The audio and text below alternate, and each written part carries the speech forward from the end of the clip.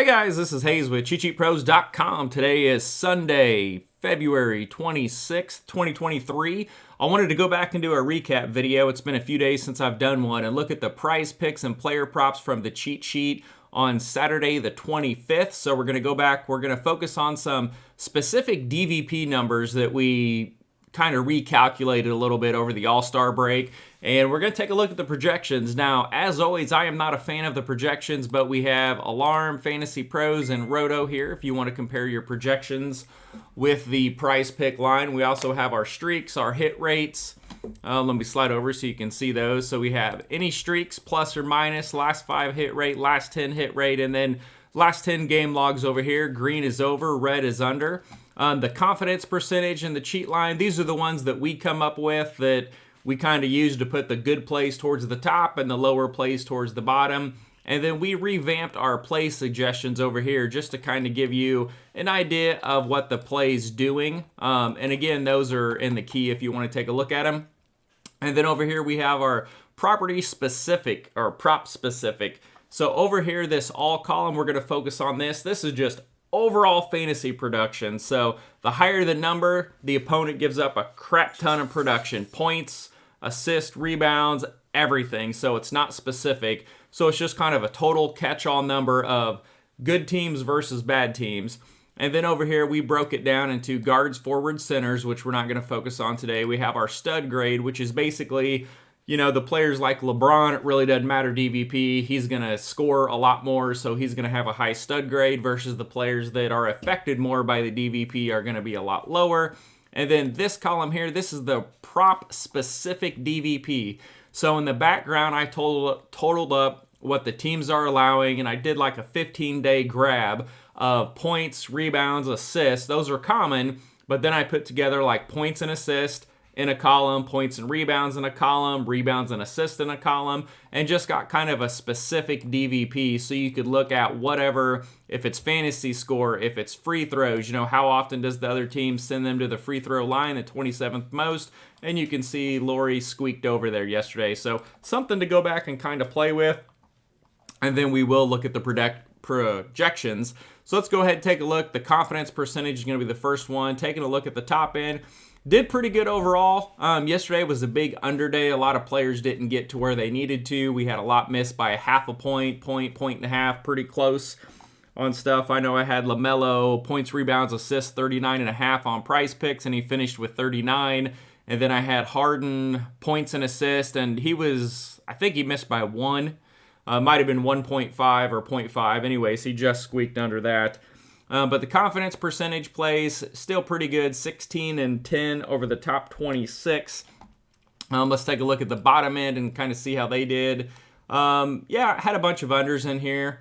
Big streak here, a couple of them kind of squeaked over, so not too bad. But what I want to focus on is this just general DVP. Does this have any traction when we look at plays? And again, if you're looking at projections, these are just extra columns that can kind of help you make a decision between two players. So if you have someone versus the 4th hardest DVP versus the 30th that's giving up the most, you know, that will guide you to the one that's usually doing the most. So let's take a look at this. So as far as the overs, we're going to sort this column. So this is going to be the players going up against the teams that give up just the most general fantasy production. And I was really impressed with this. Look at all these overs. So we have a huge chunk of overs here. Did I add I don't think I added those up. Anyways, we had, let's do it real quick. So we got 5, 6, 10, 14, 15, 20, and there's 5, 7, 8, 9. So 20 and 9 over the top 30. So that's not too bad. So the teams, it looks like the 3 teams giving up the most did really well. And then it kind of broke off here with some unders, and then kind of staggered back out to kind of a 50-50. So if you're sorting by high to low, this might be a good place for us to start looking for overplays. So it's something we're going to monitor. If you flip it over here and look at the hardest DVPs, now I love this. Now yesterday was kind of an under day, so take it with a grain of salt. But look at how many unders were on here. And I mean, if you just keep scrolling, I mean, this hard DVP over the last 2 weeks just pulled everything down on like a massive under day. So I went through and I counted all these up, and they were 54 and 13 over these top plays. So that's one of the best runs I've seen. So definitely something to keep a look at. So this overall DVP looks pretty good after a day, but keep an eye on it, just something to look at. Now the property specific DVP, this is for the actual prop. And so I wanted to break it out between the overall and then the specific prop. So usually if this is high, this is going to be high. If this is low, this is going to be low. A few exceptions here, but let's take a look at this. So if we look at the property specific high, really didn't do good. Bunch of unders up top. So the property specific on these random props did not do as well. The overall did, but let's look at the other side. Let's look at the tough matchups. So the tough matchups did look good. So look at those unders there. I think that's 20 and 4. No, that wouldn't be right. 3, 4, 10, 12, 15, 17. 17 and 4 roughly. And then we had a couple overs. And then look, just chunks of unders over and over. So 3 of the 4 did good. So the overall DVP, overs and unders, really good. The property specific unders, really good. Overs, not as good. So 3 out of 4 isn't bad. The confidence percentage, like we said, this is the one that I kind of monitor to tweak and see if we need to look at anything different. Just looking at it blindly, this helps put the good plays up top, which you can see the top ones we did pretty good, and then the lower plays or the unders down low, and you can see not too bad. I'll take that. That's pretty decent. As far as the projections over here, let's take a quick look at them. Again, I'm not a fan of using projections. I love the last 7-day average because that gives you a player that's getting hot or getting cold real quick, and you can usually find that player before Prize Picks is able to adjust their lines. So look at the players that are averaging more than the Prize Pick line. This is their 7-day average, and this is the difference from what the Prize Pick line is over here. You can see it's about 50-50, maybe 55%. So not good, not bad. You know, 50% is kind of average for a projection model, but the players that are averaging a lot less under, look at those. I mean, those absolutely smashed. I mean, they just keep going. Just a ton of unders yesterday. And then looking at the Fantasy Alarm, Fantasy Pro, and Roto projections. So Fantasy Alarm overs, not too bad on the top end, and then it kind of skates off. But overall, the top 20, it's about 50-50. Looking at the Fantasy Alarm unders, not too bad. Decent, probably 60% under. Fantasy Pros, they've kind of fallen off the map. They don't do free throws made, so we're going to go down and we're going to start here, and we're going to go down.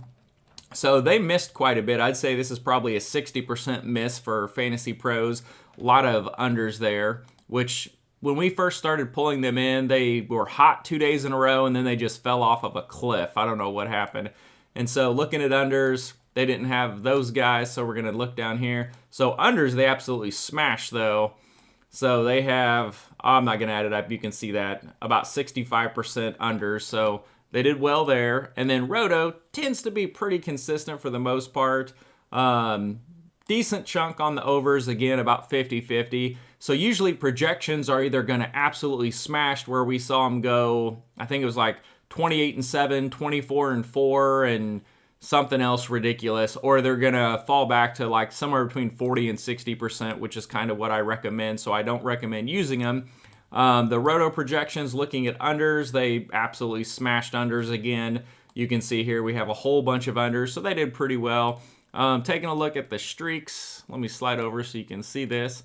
So streaks high to low, about 50-50, nothing really solid there. Unders, yeah, the plays that are streaking unders stayed under, so there you can see what's that, 10 and 2 unders for the top plays. And then I like looking at last 10 hit rate for overs. Typically when you get around 80-90%, Prize Picks has adjusted the lines enough to where they're going to catch up. And so you can see the top ends, lines got high enough where they finally got an under, but then a few stayed over. But what I thought was really interesting was let's look at this right here. So look at this. So if we're sorting by this, our last 10 hit rate, high to low, and then we're looking over here at these stats. Let's focus on this box. So look at the ones that were under. 4th hardest DVP, 14th, 7th, 4th. Got a 21st in there, a 4th, 7th, 14th. So a lot of tough DVP spots went under. But then look at the ones that went over. You know, we had a 16 up here, had an 11 here, but 29, the 29th one, all of those shot over. 21 we got over, 28th here we got over. So there might be something too, sort of in this last 10 hit rate, which is something I like to use, but then also comparing it to the DVP, as we can see here, these harder ones stayed under and the easier matchups went over. So that's something that I thought was pretty interesting. And then last 10, we're looking at under, so this is going to be a low hit rate. Let me slide it over there for you. And let's take a look at that, see how it did. So they stayed under. So you can see here we have 3, 6, 8, 9, 10, 11, 12, 13. So 13 and 3 unders there.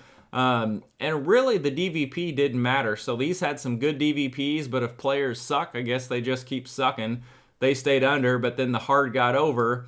Overall, not a lot of consistency on the unders, but on the overs, yes. So something to kind of take a look at there, but I just wanted to give you guys a quick recap of the Prize Picks tab, since I think this is 3 or 4 days. NBA came back Thursday, so we had Thursday, Friday, Saturday. So today's Sunday when we post, it's going to be the 4th day. So anyways, not bad. A few things to look at, but just want to do a quick update. Good luck, guys.